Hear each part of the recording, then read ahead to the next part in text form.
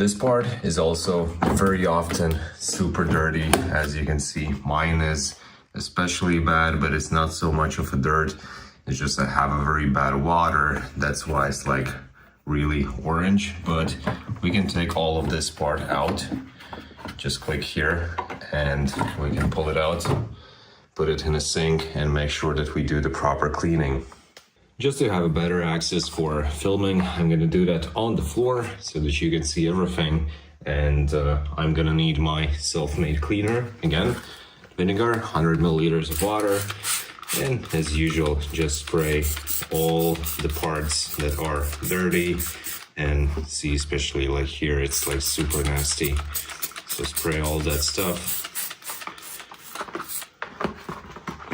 In the bottom there's as well, but as I said, like all this orange stuff is basically just from very hard water, not so much the dirt itself.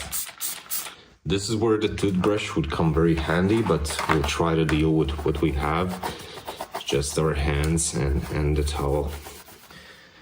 So this is not perfect. I would definitely do better if I would have a toothbrush here, but I don't. So it is what it is. At least, guys, for you, I suggest to get a toothbrush before you start this deep cleaning process.